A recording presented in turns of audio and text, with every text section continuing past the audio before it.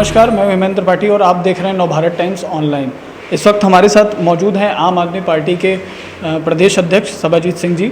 हम उनसे बात करेंगे कि किस तरीके से कोरोना के टाइम में जो है किस तरीके से आम आदमी पार्टी की ओर से तैयारियां की गई और आगामी विधानसभा चुनाव को लेकर के पार्टी क्या क्या तैयारियां कर रही है, किस तरीके से योजनाएं बना रही है, उन पर हम बात करेंगे। सभाजीत सिंह जी, आपका बहुत बहुत स्वागत है नवभारत टाइम्स ऑनलाइन से जुड़ने के लिए। बहुत बहुत धन्यवाद आपको। आपसे पहला सवाल ये है कि कोरोना का जब दौर बहुत ज़्यादा ख़राब हो रहा था, बहुत ज़्यादा हालात ख़राब थे, उस बीच में आम आदमी पार्टी की ओर से किस तरीके से तैयारियां की गई, कैसे काम किया गया? इस कोरोना महामारी में जिसका पूरे देश में असर था, आम आदमी पार्टी ने उत्तर प्रदेश भर में लोगों की मैक्सिमम मदद करने की हम लोगों ने कोशिश की।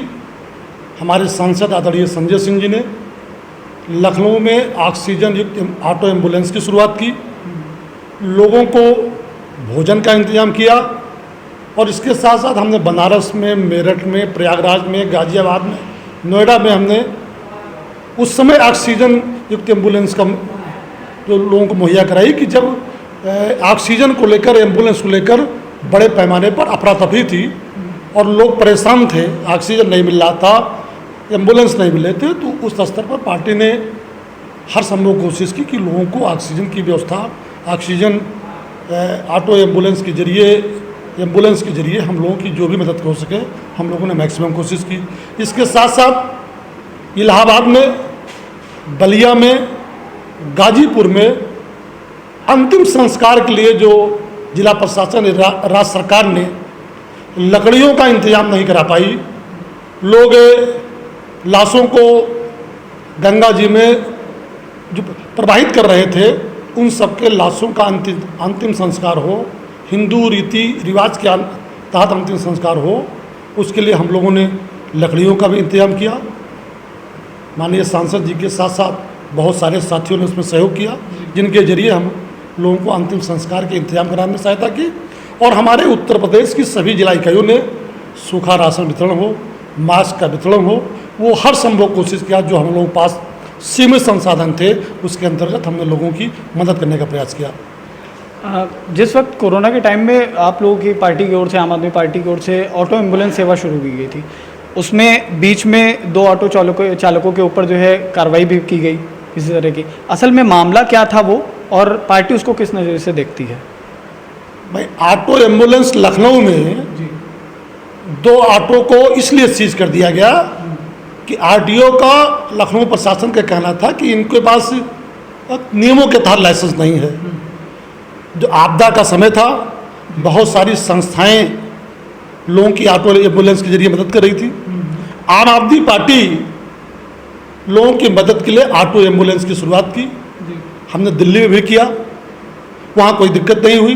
लेकिन जब वो सेवा हम उत्तर प्रदेश में देने की शुरुआत की तो उत्तर प्रदेश की पुलिस और सरकार कैसे आम आदमी पार्टी द्वारा सहायता बंद हो, ऑटो एम्बुलेंस कैसे बंद हो, इसलिए उसको बंद किया। और आज की तारीख जब मैं आपसे बात कर रहा हूँ, आज भी वो ऑटो हमारे जो है वो हजरतगंज कोतवाली में बंद है और आज तक भी नहीं छूटे। आम आदमी पार्टी यूपी के भीतर इस बीच अगर देखा जाए तो अपनी पैठ लगातार मजबूत होती जा रही है पार्टी की। अभी पार्टी की ओर से आगामी विधानसभा चुनाव को लेकर के क्या रणनीति बनाई जा रही है? पूरे उत्तर प्रदेश में पार्टी अपने संगठन को मजबूत करने का हर संभव प्रयास कर रही है। हमने बूथ लेवल तक के संगठन बनाने के लोगों को जिम्मेदारी दे रहे हैं। ब्लॉक लेवल का तक का जो संगठन बनाने की बात हो रही है, विधानसभा और 20 पोलिंग बूथ पर उत्तर प्रदेश में हर विधानसभा में 20 पोलिंग बूथ पर हमारे एक सेक्टर अध्यक्ष होंगे। 20 पोलिंग बूथ का पार्टी का सेक्टर का अध्यक्ष होगा। और इसके साथ साथ जिला इकाइयाँ और प्रदेश इकाइयों को भी हम मजबूत करने का काम कर रहे हैं। बहुत सारे लोग दूसरे दल से हमारे जिम्मेदार साथी शामिल हो रहे हैं, उन सबको हम संगठन में जिम्मेदारी देके विधानसभा लेवल पर तैयारियाँ करने के लिए लोगों को जरूरी निर्देश दे रहे हैं। अभी हाल ही में जो है दिल्ली के उप मुख्यमंत्री मनीष सिसोदिया जी लखनऊ आए थे। उनके आने के बाद से जो कार्यकर्ता हैं पार्टी के, वो सक्रियता उनमें बहुत ज़्यादा बढ़ती हुई दिखाई दी काम को लेकर के। और क्या लगता है कि क्या इस बार पार्टी जो है पश्चिमी यूपी से दाखिल होना चाहती है क्या? आम आदमी पार्टी पूरे उत्तर प्रदेश में अपने संगठन को विस्तार करने के लिए जैसे जैसे जा रही है, उत्तर प्रदेश की जनता जाति और धर्म के राजनीति से ऊब चुकी है। अब वो परिवर्तन चाहती है। उत्तर प्रदेश का नौजवान रोजगार चाहता है। ये सरकार, योगी आदित्यनाथ जी की सरकार, रोजगार देने के नाम पर सत्ता में आई और युवाओं को धोखा दिया।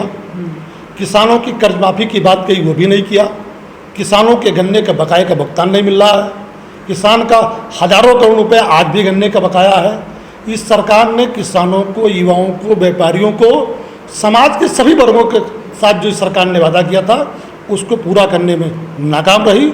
और लोग अब उत्तर प्रदेश में एक परिवर्तन चाहते हैं, एक अच्छी साफ सुथरी सभी की सरकार, ईमानदार सरकार चाहते हैं।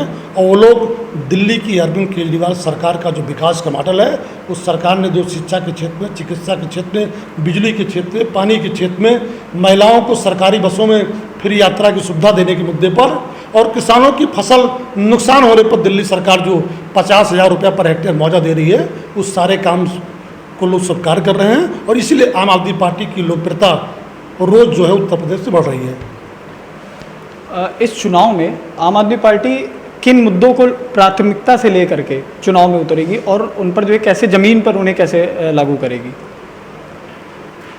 उत्तर प्रदेश में हम दिल्ली सरकार का जो विकास का मॉडल है, अरविंद केजरीवाल जी की सरकार का, उस मॉडल को हमारे कार्यकर्ता उत्तर प्रदेश के घर घर, गांव गांव लेके जाएंगे। और उत्तर प्रदेश में जो योगी आदित्यनाथ की सरकार की नाकामी है, चाहे कोरोना के दौरान लोगों के इंतजाम करने में, जो इलाज का इंतजाम करने में विफल रही, सरकार के में कानून व्यवस्था की हालत जो बद से बदतर है, युवाओं को जो धोखा दिया सरकार ने, किसानों से वादा पूरा नहीं कर पाई, योगी सरकार की नाकामी को भी हम जनता को बताएंगे और दिल्ली सरकार के विकास के मॉडल को बताएंगे। और आम आदमी पार्टी और एक एक कार्यकर्ता को ये यकीन है कि अरविंद केजरीवाल का सरकार का जो मॉडल है उसको लोग पसंद करेंगे। उत्तर प्रदेश में साफ सुथरी छवि की सरकार बनाने के लोग चाहते हैं और लोग उत्तर प्रदेश में परिवर्तन चाहते हैं। आम आदमी पार्टी लगातार जो है केजरीवाल मॉडल की बात करती है। असल में वो मॉडल क्या है और उस पर किस तरीके से काम हो रहा है यूपी में लागू करने के लिए? दिल्ली सरकार का जो शिक्षा का मॉडल है, वो उसकी तारीफ सिर्फ हिंदुस्तान में नहीं पूरी दुनिया में होती है कि उस स्कूल को, जो स्कूल आम आदमी पार्टी सरकार से पहले जिसमें मकड़ी के जाले लगते थे, आज वो स्कूल एयर कंडीशन रूम में तब्दील हो गए हैं। लोग अपने बच्चों को प्राइवेट कॉन्वेंट स्कूलों से नाम कटा के आज दिल्ली में सरकारी स्कूलों में ले रहे हैं। वो इसलिए ले रहे हैं कि दिल्ली के सरकारी स्कूल प्राइवेट स्कूलों से बेहतर उसके परिणाम भी हैं और उस पर पढ़ाई की बेहतर सुविधा है। दिल्ली एक ऐसा राज्य है देश का कि जहाँ शिक्षकों को ट्रेनिंग के लिए विदेश तक भेजा जाता है कि लोग सीख के आएं और बेहतर शिक्षा दें। तो इसलिए हमारे पास शिक्षा का मॉडल है।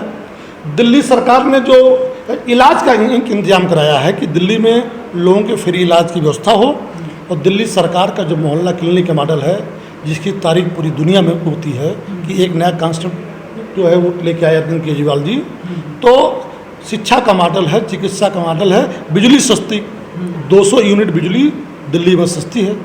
अगर दिल्ली सरकार, दिल्ली की आम आदमी पार्टी सरकार 200 यूनिट बिजली फ्री दे सकती है, वो सरकार कि जिसके राज्य में 1 यूनिट बिजली का उत्पादन नहीं होता, वो सरकार 200 यूनिट फ्री देती है। उत्तर प्रदेश में बिजली का उत्पादन भी होता है, सबसे महंगी बिजली मिलती है। तो अगर दिल्ली की सरकार, अरविंद केजरीवाल की सरकार दिल्ली में दे सकती है फ्री बिजली, तो आखिर योगी आदित्यनाथ जी उत्तर प्रदेश के लोगों को क्यों नहीं दे सकते? किसानों की फसल जब नुकसान होती है दिल्ली में, तो फसल नुकसान पर दिल्ली सरकार 50,000 रुपया पर हेक्टेयर मुआवजा देती है। उत्तर प्रदेश में जो आपकी फसल नुकसान हो जाए किसानों की, तो 1,500 रुपये मिलते हैं। तो जो दिल्ली सरकार का मॉडल है, विकास का मॉडल है, वो सारी चीज़ें हम उत्तर प्रदेश में लागू करेंगे। ये बात हम जनता को बताएंगे और हमको उम्मीद है कि जनता बदलाव चाहती है और अरविंद केजरीवाल जी की जो विकास का मॉडल उसको पसंद करेगी और उत्तर प्रदेश की राजनीति में जाति और धर्म को परिवर्तन करके एक विकास की राजनीति लाएगी। मतलब इस बार चुनाव जीतने के बाद सारे मॉडल जो भी है केजरीवाल मॉडल को यूपी में लागू किया जाएगा पूरी जोर शोर से। उत्तर प्रदेश में दिल्ली सरकार के हर एक मॉडल को आम आदमी पार्टी लागू करेगी शिक्षा के क्षेत्र में, चिकित्सा के क्षेत्र में, बिजली के क्षेत्र में, पानी के क्षेत्र में सरकार का जो मॉडल है हम उत्तर प्रदेश में लागू करेंगे। हाँ, किसानों के मुद्दे पर, महिलाओं को फ्री बस की यात्रा के मुद्दे पर, वो सारी चीज़ें हम उत्तर प्रदेश में लागू करेंगे। और इन्हीं जो मुद्दों को लेकर, इसी मॉडल को लेकर हम उत्तर प्रदेश के गांव-गांव घर-घर में हमारे कार्यकर्ता भी जा रहे हैं, हमारे नेता भी जाएंगे और हम लोग भी जाएंगे। अच्छा, आम आदमी पार्टी के कई बड़े नेताओं ने मतलब योगी सरकार को ब्राह्मण विरोधी भी कहा है, तो ऐसा क्यों लगता है पार्टी के नेताओं को कि ब्राह्मण विरोधी है योगी सरकार? आप हमको एक चीज़ बताइए, जी, बादा में कृषि विश्वविद्यालय में नियुक्ति होती है, भी 4-5 दिन पुराना मामला है, जिसके आपकी ऑनलाइन की खबर भी चली थी। 15 जो शिक्षक की नियुक्ति होती है, उस 15 में 11 एक ही जाति के हैं। आरक्षण का जो नियम है वो भी नहीं पालन हुआ, तो क्या माना जाएगा इसका? तो इसको जो है ब्राह्मण विरोधी, यही कारण है कि जिनसे ब्राह्मण विरोधी पार्टी मानी जाती है। बताइए कि 15 शिक्षक में अगर 11 एक ही जात के हैं, तो दलितों का क्या हुआ, पिछड़ों का आरक्षण का क्या हुआ, और जातियों का क्या हुआ? तो सरकार के द्वारा ऐसा काम किया जा रहा है कि जिस पर लोग सवाल उठा रहे हैं, सरकार की नीयत पर जो सवाल उठा रहे हैं। अभी हाल ही में 2 दिन पहले बीजेपी में कांग्रेस का एक बहुत बड़ा ब्राह्मण चेहरा शामिल हुआ, जिसको वो लोग लाए अपनी पार्टी में। क्या लगता है कितना फ़ायदा पहुंचेगा बीजेपी को इस बार? जतिन प्रसाद जी, अब वो बीजेपी को जो क्या लगता है वो हम नहीं कह सकते, लेकिन जनता में उनके आने से किसी प्रकार का कोई फायदा नहीं होगा। अब बीजेपी को जो है क्या लगता है कि उनको क्या फायदा होगा, लेकिन लोगों को लगता है कि उससे बीजेपी का कोई फायदा नहीं होने वाला है। भारतीय जनता पार्टी सरकार से लोग छुटकारा चाहते हैं। योगी आदित्यनाथ की सरकार से उत्तर प्रदेश में जनता छुटकारा चाहती है, और जनता इस सरकार को परिवर्तन करने का मन बना रखी है। समय का इंतजार कर रही है कि 2022 कितनी जल्दी हो और उत्तर प्रदेश में योगी आदित्यनाथ की सरकार को हम जो हटाने का काम करें, तो इससे कि भारतीय जनता पार्टी को कोई फायदा नहीं होने वाला है।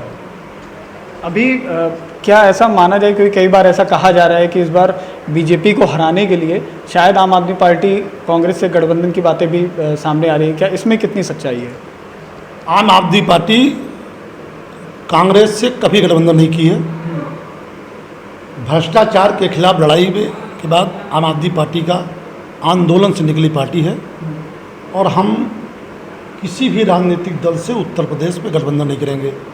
सभी 403 सीटों पर हम मजबूती के साथ अपने उम्मीदवार उतारेंगे, और अरविंद केजरीवाल के विकास के मॉडल को लेकर हम घर घर जाएंगे।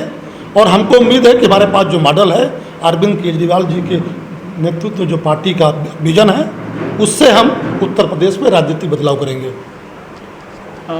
राहुल गांधी के गढ़ से कुमार विश्वास 2014 में चुनाव लड़े, लोकसभा का पूरा कैंपेन संभाला लोकसभा चुनाव का, फिर वो आम आदमी पार्टी से दूर हो गए। क्या वजह थी, क्या कारण था दूर होने का? देखिए, हम अपने किसी बड़े नेता पर कोई टिप्पणी नहीं करेंगे। और जो परिस्थितियाँ रही होंगी उस पर तुम्हारा शीर्ष नेतृत्व बताएगा। तो ये थे हमारे साथ आम आदमी पार्टी के प्रदेश अध्यक्ष सभाजीत सिंह जी।